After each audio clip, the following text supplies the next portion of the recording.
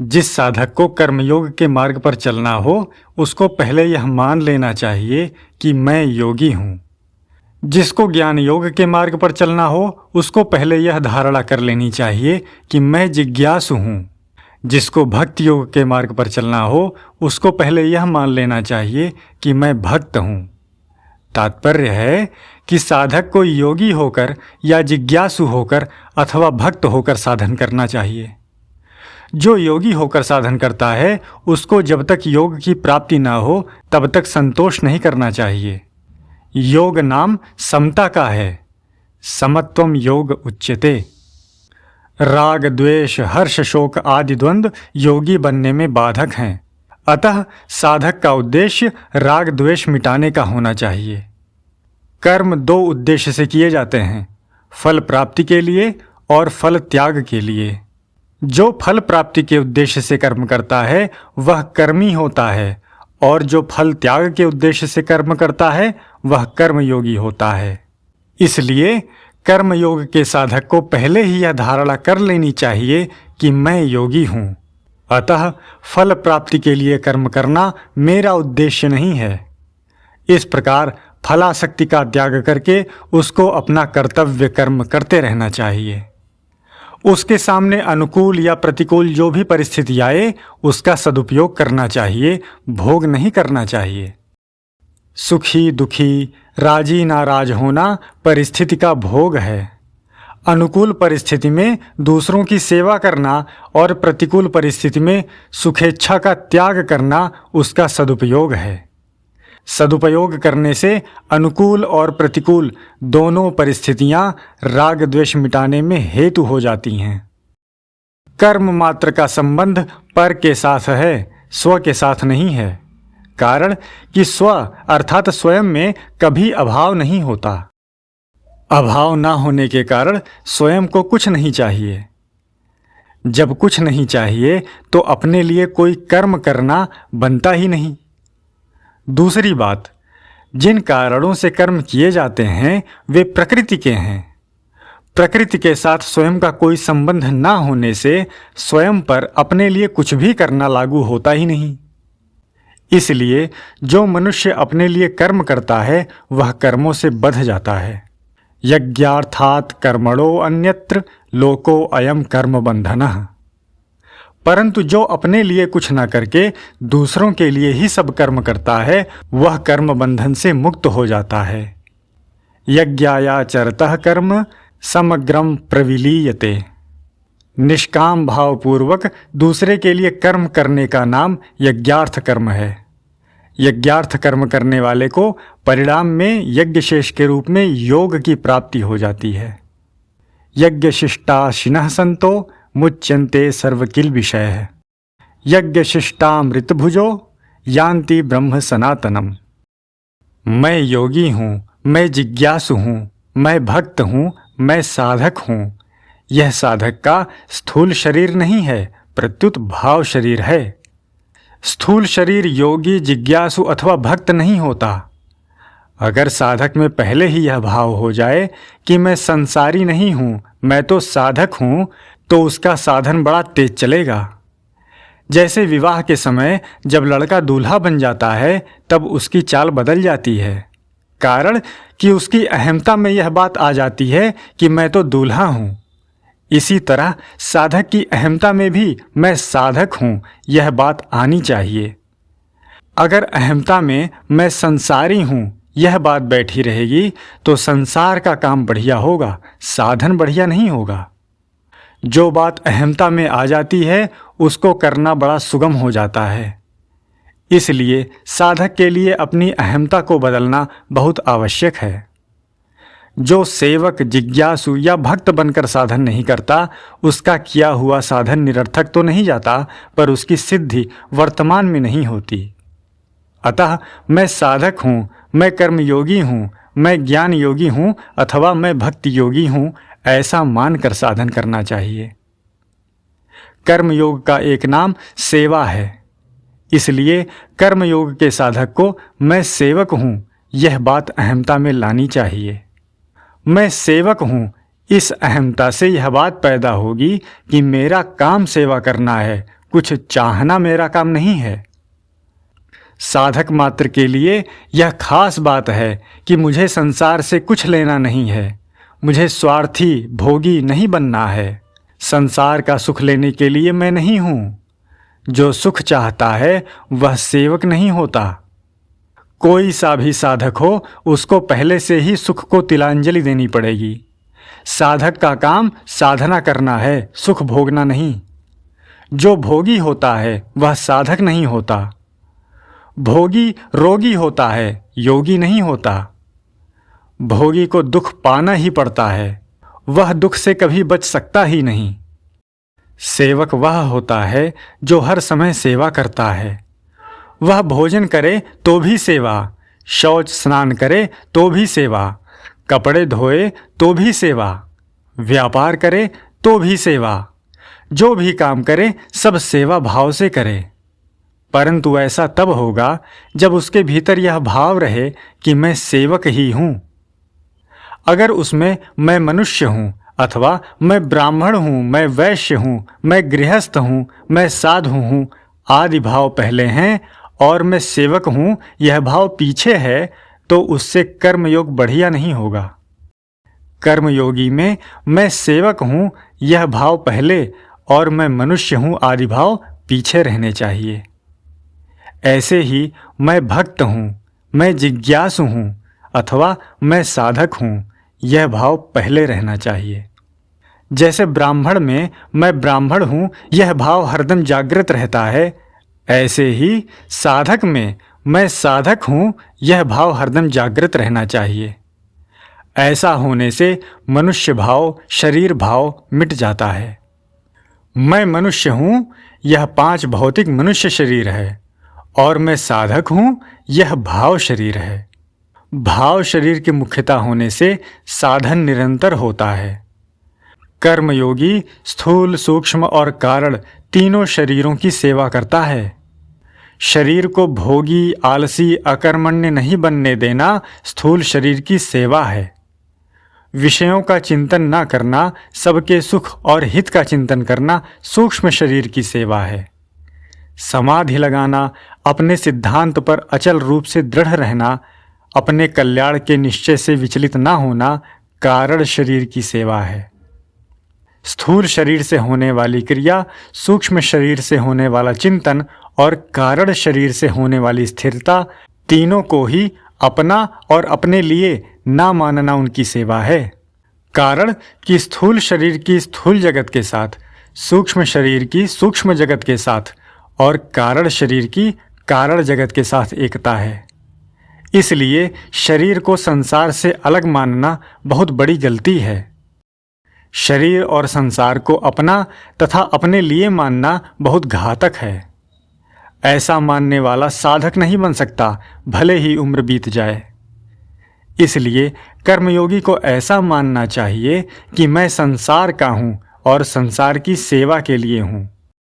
इस विषय में एक दृष्टांत है। लोगों में यह बात प्रचलित है कि रुपयों के पास रुपया आता है, क्योंकि जिनके पास रुपए होते हैं वे उन रुपयों से कई नए काम धंधे शुरू करके और रुपए कमा लेते हैं। एक आदमी ने जब सुना कि रुपए के पास रुपया आता है तो वह अपने हाथ में 1 रुपए का सिक्का बजाते हुए बाजार में घूमने लगा। एक दुकान में रुपयों की ढेरी पड़ी थी तो बजाते समय रुपया जाकर उस ढेरी पर गिर गया। वह बोला कि क्या बात है, रुपए के पास रुपया आना चाहिए। तो दुकानदार बोला कि हाँ, रुपए के पास ही रुपया आया है। तुम्हारा रुपया छोटा है, ढेरी के रुपए बड़े हैं, तो बड़े के पास छोटा जाएगा कि छोटे के पास बड़ा जाएगा? छोटा ही बड़े के पास जाएगा। इसी तरह संसार शरीर के लिए नहीं है, प्रत्युत शरीर संसार के लिए है। संसार हमारे लिए नहीं है, प्रत्युत हम संसार के लिए हैं।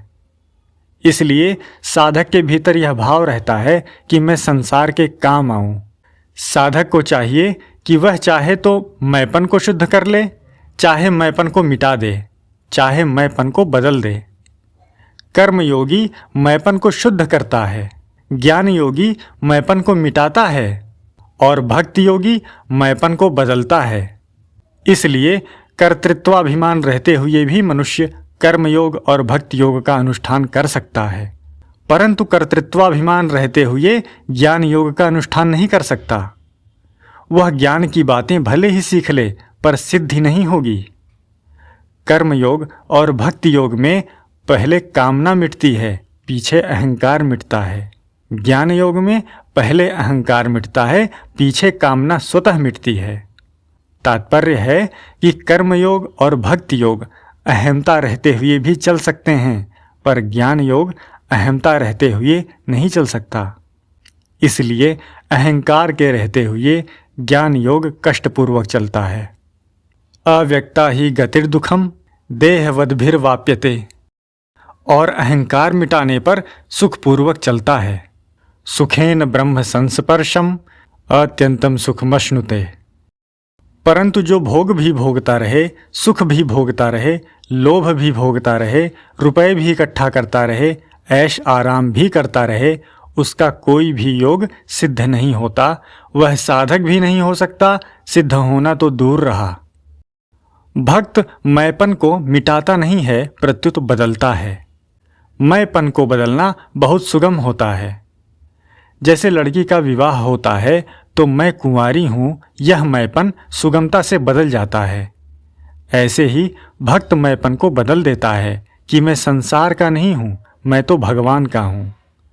मैंपन को बदलना सुगम भी है और श्रेष्ठ भी। मैंपन को बदलने से साधन में तल्लीनता होकर अपने आप स्वाभाविक ही सिद्धि हो जाती है। साधक में यह बात सबसे पहले होनी चाहिए कि ऐश आराम करना, शरीर का पालन पोषण करना मेरा काम नहीं है। शरीर निर्वाह का प्रबंध तो भगवान ने पहले ही कर रखा है। भगवान के यहाँ से निर्वाह का प्रबंध तो है, पर भोग भोगने का, संग्रह करने का, लखपति करोड़पति बनने का प्रबंध नहीं है। माँ के स्तनों में दूध पहले आता है, पीछे हमारा जन्म होता है। जब जीवन निर्वाह का प्रबंध भगवान की तरफ से है तो फिर भजन क्यों नहीं करे। यद्यपि भजन की जिम्मेवारी मनुष्य मात्र पर है, तथापि बूढ़े, विधवा और साधु पर विशेष जिम्मेवारी है। इन तीनों को भगवत भजन के सिवाय और काम ही क्या है। सुख भोगना, आराम करना, अनुकूलता चाहना, इसके लिए मनुष्य शरीर है ही नहीं। एहि तन कर फल विषय न भाई, स्वर्गौ स्वल्प अंत दुखदाई। नर तनु पाई विषय मन देही, पलटि सुधाते सठ विष लेही।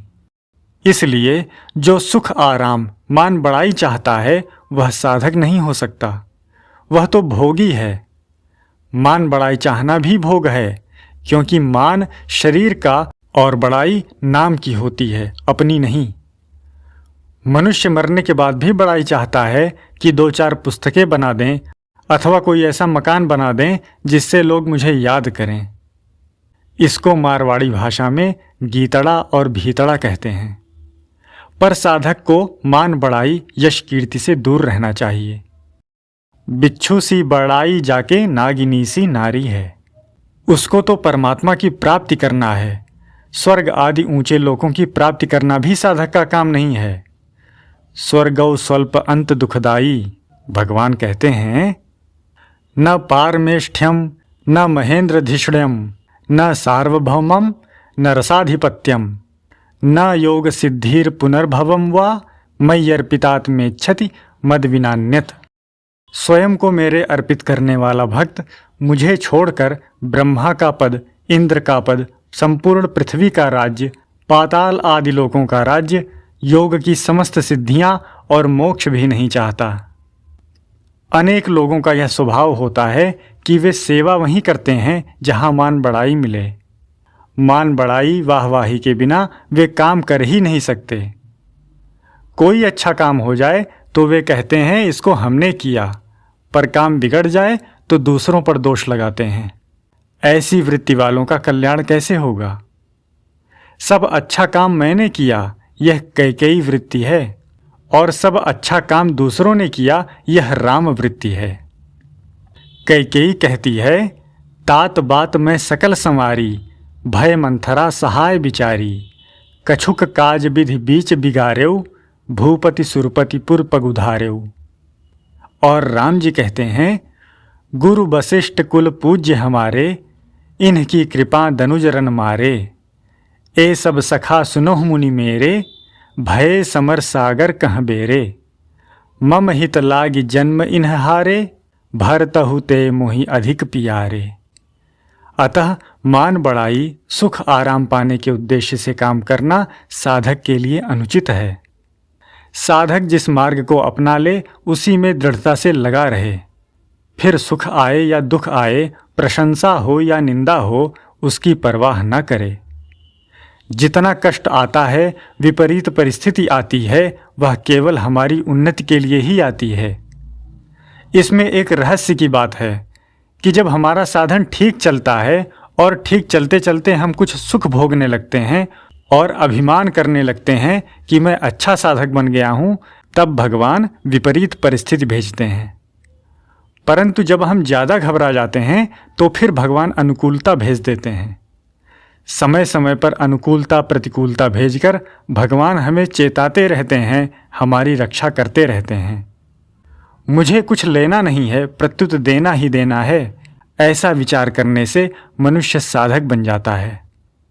अगर साधक सेवक होगा तो सेवा करते करते उसका सेवक पने का अभिमान मिट जाएगा, अर्थात सेवक ना रहकर केवल सेवा रह जाएगी और वह सेवा रूप होकर सेव्य के साथ एक हो जाएगा, अर्थात उसको परमात्मा की प्राप्ति हो जाएगी।